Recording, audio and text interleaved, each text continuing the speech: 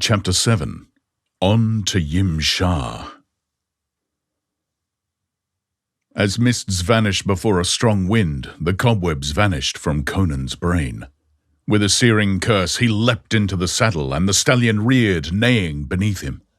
He glared up the slopes, hesitated, and then turned down the trail in the direction he had been going when halted by Khemsa's trickery. But now he did not ride at a measured gait. He shook loose the reins, and the stallion went like a thunderbolt, as if frantic to lose hysteria in violent physical exertion. Across the ledge and around the crag and down the narrow trail, threading the great steep, they plunged at breakneck speed. The path followed a fold of rock, winding interminably down from tier to tier of striated escarpment, and once, far below, Conan got a glimpse of the ruin that had fallen. A mighty pile of broken stone and boulders at the foot of a gigantic cliff. The valley floor was still far below him when he reached a long and lofty ridge that led out from the slope like a natural causeway. Out upon this he rode, with an almost sheer drop on either hand.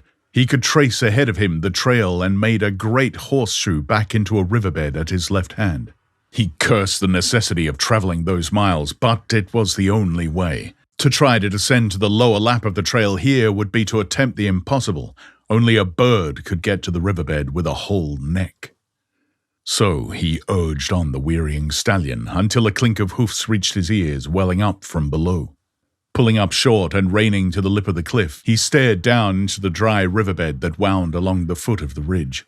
Along the gorge rode a motley throng, bearded men on half-wild horses, 500 strong, bristling with weapons. And Conan shouted suddenly, leaning over the edge of the cliff, 300 feet above them. At his shout, they reined back, and 500 bearded faces were tilted up towards him. A deep, clamorous roar filled the canyon. Conan did not waste words.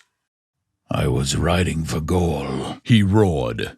"I'd not hoped to meet you dogs on the trail. Follow me as fast as your nags can push. I'm going to Yimsha and—" "Traitor!" The howl was like a dash of ice water in his face.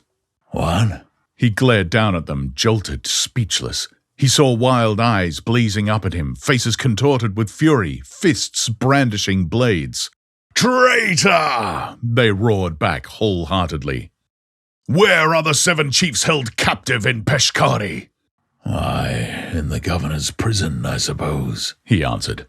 A bloodthirsty yell from 100 throats answered him, with such a waving of weapons and a clamor that he could not understand what they were saying. He beat down the din with a bull-like roar and bellowed, "What devil's play is this?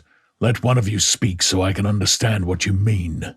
A gaunt old chief elected himself to this position, shook his tulwar at Conan as a preamble, and shouted accusingly, "You would not let us go raiding Peshkari to rescue our brothers." "No, you fools," roared the exasperated Cimmerian. "Even if you breached the wall, which is unlikely, they'd have hanged the prisoners before you could reach them." "And you went alone to traffic with the governor," yelled the Afghuli, working himself into a frothing frenzy. "Well?" "Where are the 7 chiefs?" howled the old chief, making his tulwar into a glimmering wheel of steel about his head. "Where are they? Dead?" "What?" Conan nearly fell off his horse in his surprise. "Aye, dead!" 500 bloodthirsty voices assured him. The old chief brandished his arms and got the floor again. "They were not hanged," he screeched. "A Wazuli in another cell saw them die. The governor sent a wizard to slay them by craft." "That must be a lie," said Conan. "The governor would not dare. Last night I talked with him." The admission was unfortunate. A yell of hate and accusation split the skies. "Aye, you went to him alone to betray us. It is no lie. The Wazuli escaped through the doors the wizard burst in his entry, and told the tale to our scouts whom he met in Zaibar. They had been sent forth to search for you when you did not return. When they heard the Wazuli's tale, they returned with all haste to Gore, and we saddled our steeds and girt our swords." "And what do you fools mean to do?" demanded the Cimmerian. "To avenge our brothers!" they howled. "Death to the Kshatriyas! Slay him, brothers! He is a traitor!" Arrows began to rattle around him. Conan rose in his stirrups, striving to make himself heard above the tumult, and then, with a roar of mingled rage, defiance, and disgust, he wheeled and galloped back up the trail. Behind him and below him, the Afghulis came pelting, mouthing their rage, too furious even to remember that the only way they could reach the height whereon he rode was to traverse the riverbed in the other direction, make the broad bend, and follow the twisting trail up over the ridge. When they did remember this and turned back, their repudiated chief had almost reached the point where the ridge joined the escarpment. At the cliff, he did not take the trail by which he had descended, but turned off another, a mere trace along a rock fault, where the stallion scrambled for footing. He had not ridden far when the stallion snorted and shied back from something lying in the trail. Conan stared down on the travesty of a man, a broken, shredded, bloody heap that gibbered and gnashed splintered teeth. Impelled by some obscure reason, Conan dismounted and stood looking down at the ghastly shape, knowing that he was witness of a thing miraculous and opposed to nature. The Rakshar lifted his gory head, and his strange eyes, glazed with agony and approaching death, rested on Conan with recognition. "Where are they?" It was a racking croak, not even remotely resembling a human voice. "Gone back to their damnable castle on Yimsha," grunted Conan. "They took the Devi with them." "I will go," muttered the man. "I will follow them. They killed Gitara. I will kill them. The acolytes, the four of the Black Circle, the master himself. Kill them all!" He strove to drag his mutilated frame along the rock, but not even his indomitable will could animate that gory mass longer, where the splintered bones hung together only by torn tissue and ruptured fibre. "Follow them," raved Khemsar, drooling a bloody slaver. "Follow." "I'm going to," growled Conan. "I went to fetch my Afghulis, but they've turned on me. I'm going on to Yimsha alone. I'll have the Devi back if I have to tear down that damned mountain with my bare hands. I didn't think the governor would dare kill my headman when I had the Devi, but it seems he did. I'll have his head for that. She's no use to me now as hostage, but—" "The curse of Yizel on them," gasped Khemsar. "Go. I am dying. Wait. Take my girdle." He tried to fumble with a mangled hand at his tatters, and Conan, understanding what he sought to convey, bent and drew from about his gory waist a girdle of curious aspect. "Follow the golden vein through the abyss," muttered Khemsar. "Wear the girdle. I had it from a Stygian priest. It will aid you, though it failed me at last. Break the crystal globe with the 4 golden pomegranates. Beware of the master's transmutations. I am going to Gitara. She is waiting for me in hell. Hey, ya skelas ya!" And so he died. Conan stared down at the girdle.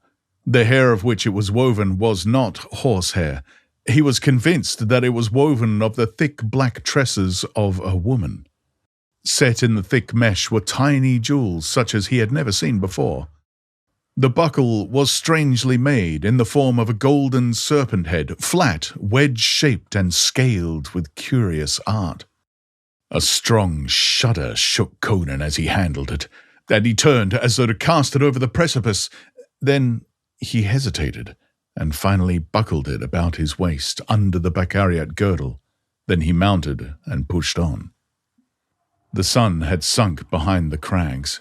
He climbed the trail in the vast shadow of the cliffs that was thrown out like a dark blue mantle over the valleys and ridges far below. He was not far from the crest when, edging around the shoulder of a jutting crag, he heard the clink of shod hoofs ahead of him. He did not turn back. Indeed, so narrow was the path that the stallion could not have wheeled his great body upon it. He rounded the jut of the rock and came upon a portion of the path that broadened somewhat. A chorus of threatening yells broke on his ear, but his stallion pinned a terrified horse hard against the rock, and Conan caught the arm of the rider in an iron grip, checking the lifted sword in mid-air. Kerem Shah, muttered Conan, red glints smouldering luridly in his eyes. The Turanian did not struggle. They sat their horses almost breast to breast, Conan's fingers locking the other's sword arm. Behind Kerem Shah filed a group of lean Irakzai on gaunt horses. They glared like wolves, fingering bows and knives, but rendered uncertain because of the narrowness of the path and the perilous proximity of the abyss that yawned beneath them. "Where is the Devi?" demanded Kerem Shah. "What's it to you, you Hirkanian spy?" snarled Conan. "I know you have her," answered Kerem Shah. "I was on my way northward with some tribesmen when we were ambushed by enemies at the Shartsia Pass. Many of my men were slain, and the rest of us harried through the hills like jackals. When we'd beaten off our pursuers, we turned westward toward Amir Jehun Pass, and this morning we came upon a Wazguli wandering through the hills. He was quite mad, but I learned much from his incoherent gibberings before he died. I learned that he was the sole survivor of a band which followed a chief of the Afghulis and a captive Kshitra woman into a gorge behind Kurum village. He babbled much of a man in a green turban whom the Afghuli rode down, but who, when attacked by the Wazgulis who pursued, smote them with a nameless doom that wiped them out as a gust of wind-driven fire wipes out a cluster of locusts. How that one man escaped I do not know, nor did he. But I knew from his maunderings that Conan of Gore had been in Kurum with his royal captive. As we made our way through the hills, we overtook a naked Galtsia girl bearing a gourd of water, who told us a tale of having been stripped and ravished by a giant foreigner in the garb of an Afghuli chief, who she said gave her garments to the Vendhyan woman who accompanied him. She said you rode westward." Kerem Shah did not consider it necessary to explain that he had been on his way to keep his rendezvous with the expected troops from Secundarum, where he found his way barred by hostile tribesmen.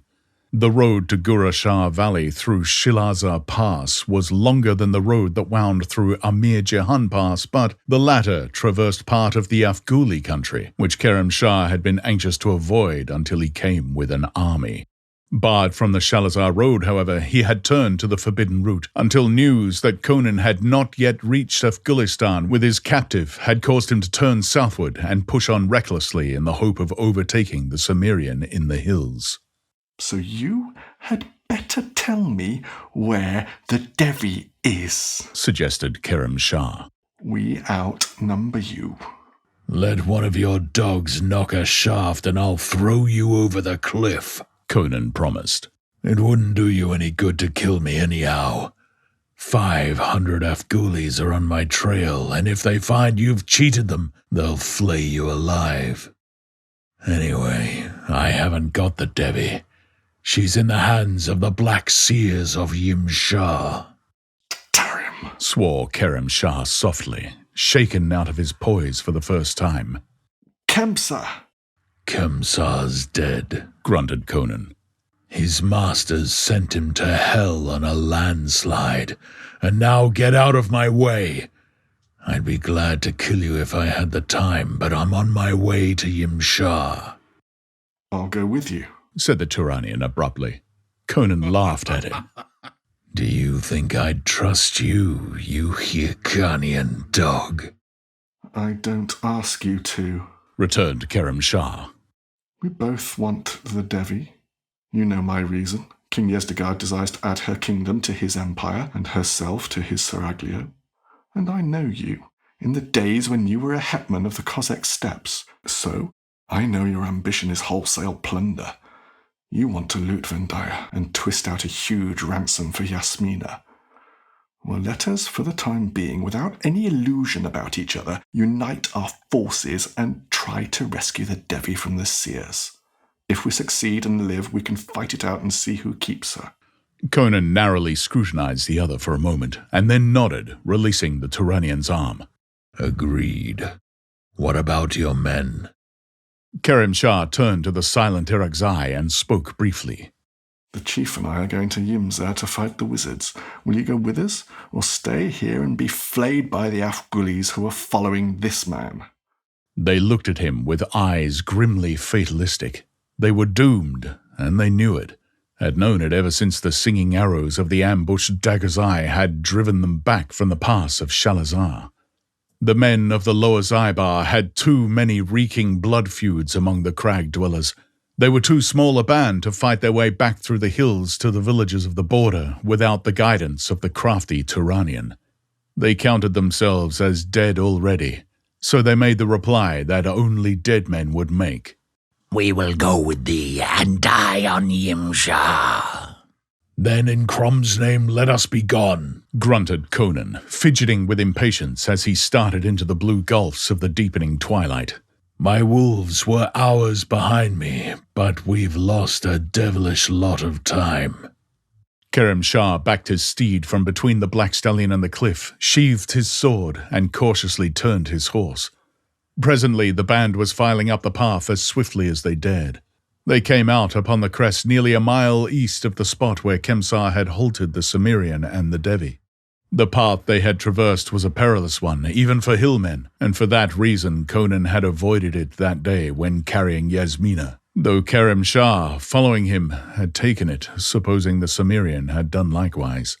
Even Conan sighed with relief when the horses scrambled up over the last rim. They moved like phantom riders through an enchanted realm of shadows. The soft creak of leather, the clink of steel marked their passing. Then again, the dark mountain slopes lay naked and silent in the starlight.